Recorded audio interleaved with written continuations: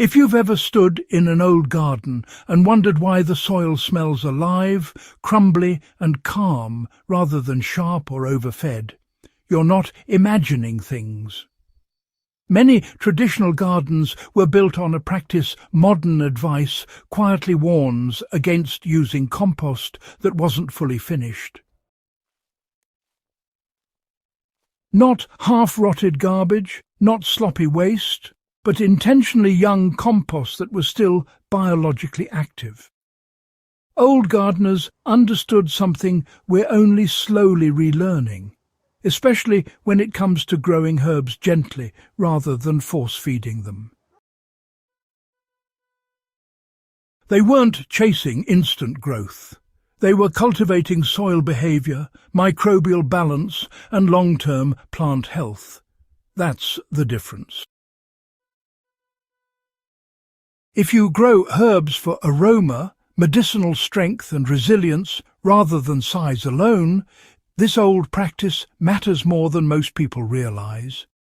Stick with me here, because once you understand why unfinished compost was used on purpose, it will completely change how you think about feeding herbs like thyme, basil, rosemary, sage, and mint. You know, old gardeners were feeding soil life first, not plants directly. In those older gardens, compost wasn't really seen as fertilizer in the modern sense. It was, well, considered a living amendment, something that continued to work after it hit the soil. Unfinished compost still contains complex carbon compounds, partially broken plant fibers, and active microbial populations. When this material was added to beds, especially herb beds, it didn't dump nutrients all at once. Instead, it invited bacteria and fungi to finish the job underground. That slow biological digestion created a steady, gentle nutrient release that matched how herbs evolved to grow. Most culinary and medicinal herbs, well, they prefer a bit of restraint. You see, they develop stronger oils, deeper flavours, and tougher growth when nutrients arrive gradually rather than in a rush. Old gardeners, they understood this intuitively, even if they didn't use modern language to explain it. Herbs, you know, respond better to slow mineral unlocking than to quick feeding. Fully finished compost, it's stable and mild, which is quite useful, but it's also largely done working. Unfinished compost, when used correctly, continues to unlock minerals already present in the soil. As microbes break down remaining organic matter, they produce organic acids that gently dissolve bound nutrients like phosphorus, calcium, magnesium, and trace elements. Herbs thrive on this slow unlocking process. It's why herbs grown in older gardens often have stronger scent and flavour, even when they look, well, a bit less lush. The soil is doing the feeding, not the gardener. That subtle distinction, you know, is what keeps herb beds productive year after year without burnout. Old gardens use placement and timing to make unfinished compost safe. This practice was never about burying raw waste next to plant roots. Old gardeners were careful. Unfinished compost was applied as a surface layer, worked lightly into the topsoil, or added months before planting.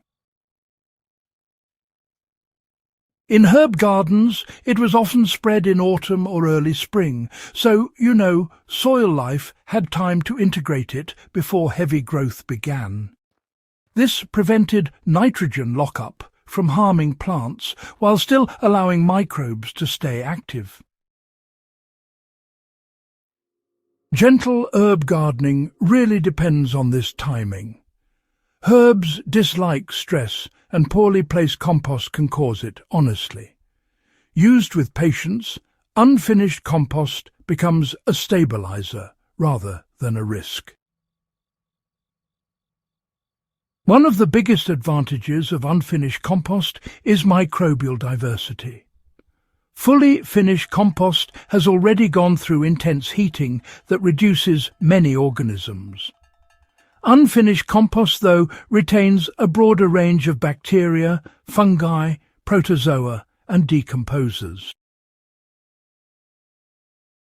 Old gardens benefited from this diversity without knowing the science behind it. Herbs especially benefit from fungal partnerships, even those we don't usually label as mycorrhizal-heavy plants. These relationships improve drought tolerance, disease resistance, and nutrient efficiency. This is why herbs grown in living soil often survive neglect better than pampered ones. The soil community is doing the buffering work. Modern gardeners often struggle with herbs that grow fast, flop over, lose aroma, or die back unexpectedly. This is usually nutrient shock, not poor care. Strong fertilizers and even overly finished compost can push herbs into soft growth that lacks structural strength and oil concentration. Now, unfinished compost avoids this problem by, slowing everything down. Growth becomes steadier, internodes shorten, and, leaf chemistry becomes more complex. Old gardeners weren't chasing size, not at all. They were chasing balance, and balance is what keeps herbs productive without constant intervention. Unfinished compost improves soil structure more aggressively than finished compost because, honestly, those larger organic fragments keep breaking down right in place.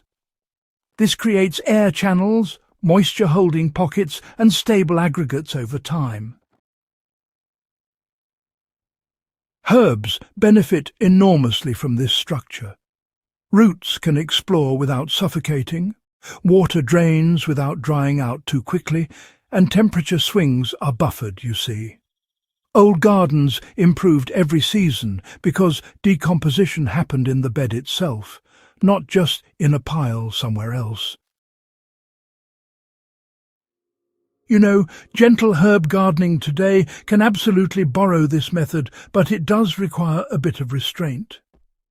Use compost that is partially broken down, but, no longer hot or foul-smelling.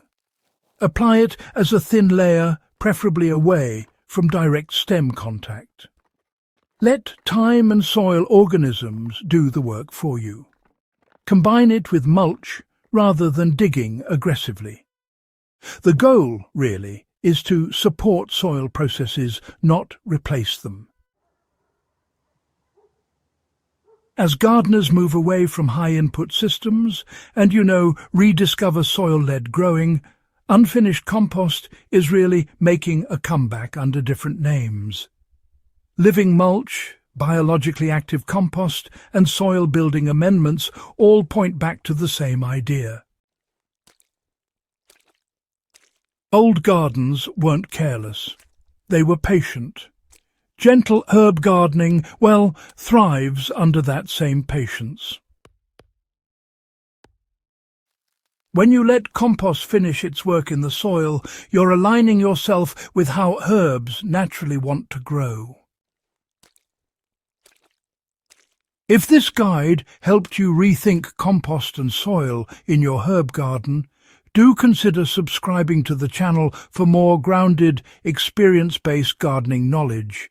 And share this with a fellow gardener who's tired of chasing fixes instead of building soil that lasts.